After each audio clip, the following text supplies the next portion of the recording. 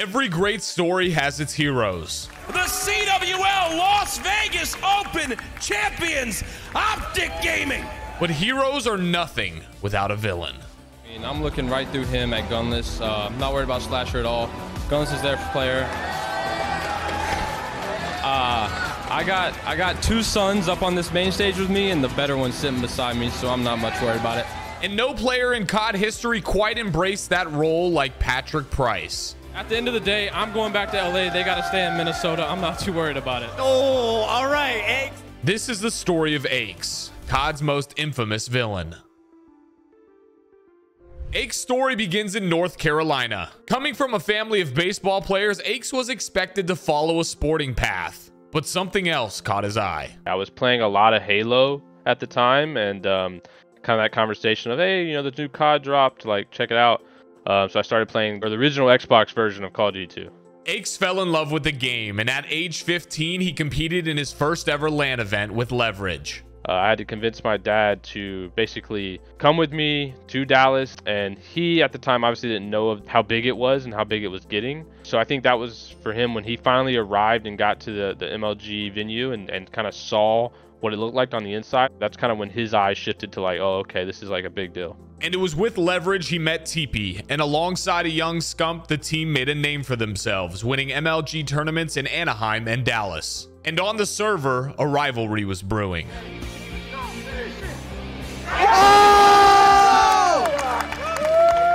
Scump joined OpTic at the end of 2011, and a year later, ACHES and TeePee signed with Complexity alongside Crimsix and Fears. And at their first LAN of Black Ops 2, history was about to be made. The event was UMG Chicago, and Complexity had completed an epic losers bracket run to set up a finals with OpTic. Tensions were running high, and it went right down to the wire. Very possible to have OpTic come back in here, do just as well. Let us know who you guys want in the chat. Do you want OpTic Gaming or do you want Complexity? So he does get the bomb plan, and it is a 4-on-4 situation. Bomb plan, this all comes down to this. And we see Nashot gets taken out. Big T gets a kill on Crimsix, though. It is a 3-on-3 situation now. Big Timer looking through. And ACHES picks up a kill on American. And Huge play, Big Timer makes a big kill. And now Scump picks up on ACHES, and it's a 1v2. And then TeePee is stuck in the corner. It's going to be all up to this. And they have position onto this. This is it. And this is it. This is it. We do have the OpTic winning. The honors went to the green wall, and what happened next changed Call of Duty history. You were better with Skyz.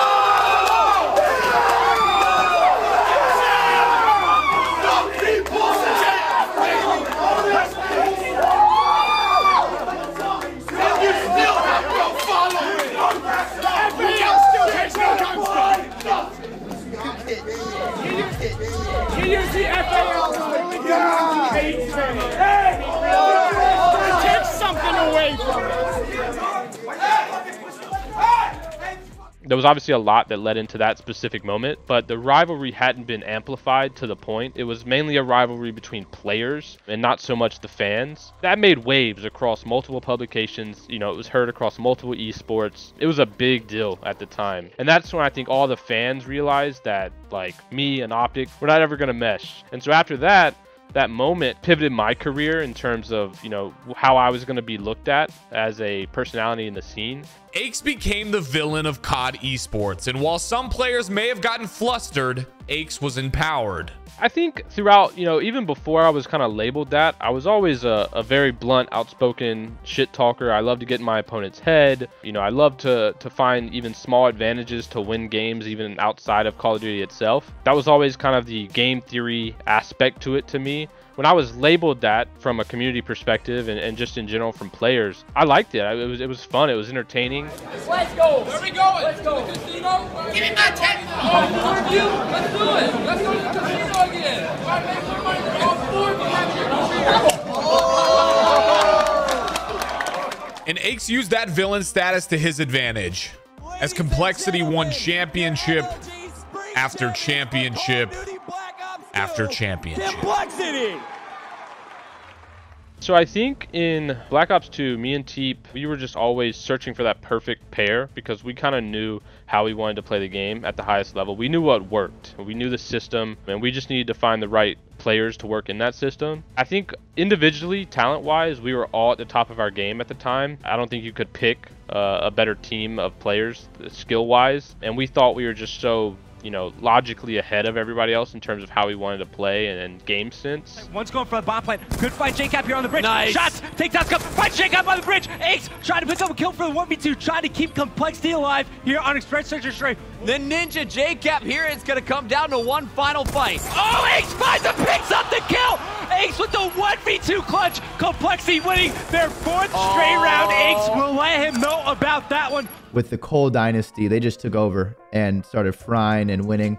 And they were definitely always my favorite team to watch because they would just talk shit and they would win everything. They would back it up. So there wasn't really anything you could say or do to them. I always wanted to play against them because like they were the best team at the time and the best players. It's definitely a team I always look up to and players I always wanted to play against and just kind of compete for that championship level. But one particular trophy was missing from their cabinet: a champs title. In the year before, OpTic had knocked ACHES and Complexity out in the cruelest fashion. Just see if Big T can continue to follow this one up, but Crimsix is going to be there to take out Nadeshot. It is going to be a 3v3, and Big T is going to have that assistance here from Scump, but now it is going to come down to ACHES, and OpTic Gaming's moving on. They're moving on to the top 3. Oh my God, Benson. Scumpy with the 3-piece when it matters most. After their Black Ops 2 disappointment, Complexity had a chance at redemption. The stage was set to crown a dynasty. Ultimately, Complexity is going to be able to pull it out, and they are going to be crowned your 2014 World Champion winners here. So on behalf of Activision, Infinity Ward, and Microsoft, congratulations to the 2014 winners of the Call of Duty Championship presented by Xbox. Congratulations, guys. It was a high because, you know, we went into that tournament with unbelievable amount of confidence. We knew as soon as we got the chance, we got to LA, got in that venue, there was no one that was going to beat us. It was a monumental win for us. I think we went like 12 out of 14 or whatever our stretch was. We knew if we didn't win the big one that none of that mattered. 3 more major LAN wins followed as the team continued their dominance under the Evil Geniuses banner. And ACHES' shit-talking was getting the best of him as he was suspended twice for harassing MLG employees on Twitter. But as Advanced Warfare approached, a new chapter in the ACHES OpTic rivalry was about to be written. At the end of the Ghost season, TeePee, Crimsix, and Karma had their contracts bought out by OpTic, leaving ACHES behind. ACHES joined FaZe for the Advanced Warfare season, competing alongside Censor, aBeZy, and Slasher. And at the first LAN of the season, FaZe completed an insane lower bracket run to make it all the way to the final weekend. But the night before that final day, disaster struck. The incident, I think, occurred about like 1 a.m., 1:30. I cut my hand on a picture frame of glass. So I left the hotel, drove to the ER. I think I got back to the hotel around 6-ish, maybe 7 a.m.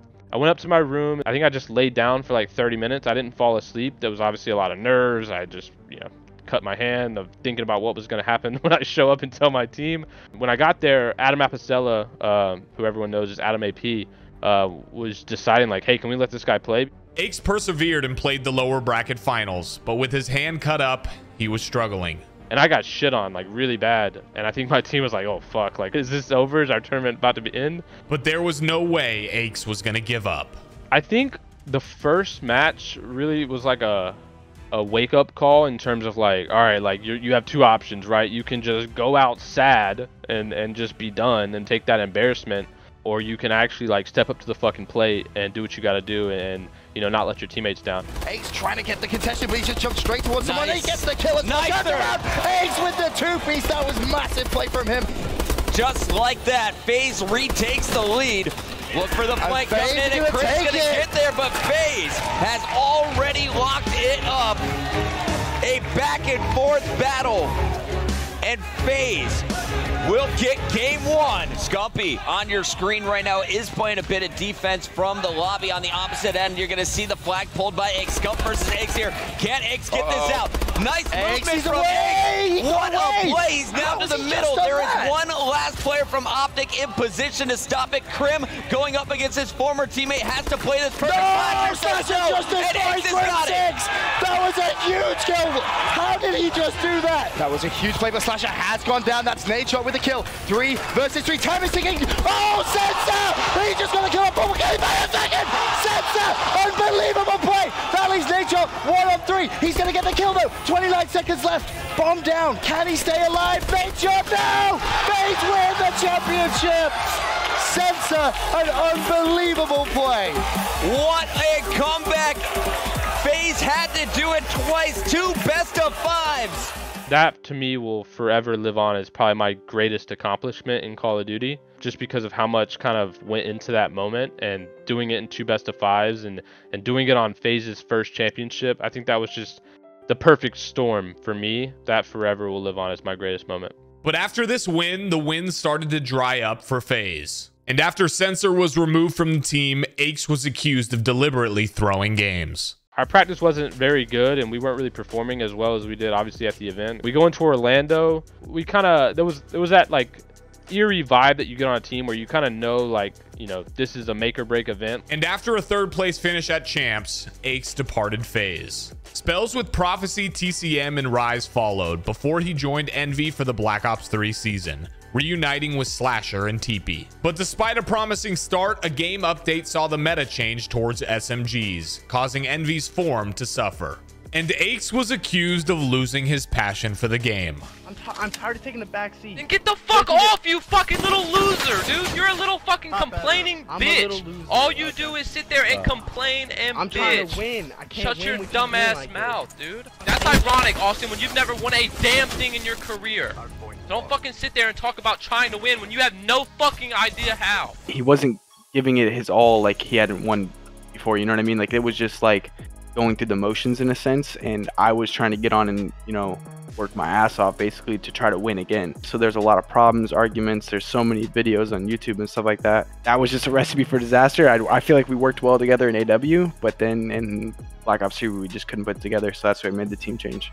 I think that update kind of pissed me off because I felt we were a really good team and we were, you know, doing well. We were having our bickering and arguing from the personalities we had. That wasn't like affecting anybody. But yeah, that sucked, and I think that definitely affected my motivation because it made me feel like it was out of our hands, so to speak. ACHES and Envy parted ways midway through the season before a stint at the newly formed 100 Thieves ended prematurely. I think coming off that Envy transition, there was a lot of kind of like dirt thrown on my name in a sense of, you know, this guy doesn't care anymore. He doesn't really care what happens. You know, he's kind of done, so to speak. But his next opportunity would give ACHES a fresh start as he joined Cloud9. For the first time, ACHES teamed up with a young Adam Assault Garcia, a partnership that would relight his fire. Me and Adam got along really well in and out of the game. I think he was a really smart guy. He was obviously in the kind of younger days of his career, and he was, you know, wanting to soak up information like a sponge. And I think that really worked well for me and kind of, you know, my attitude toward this like redemption arc and getting back into it and being the best that we can be.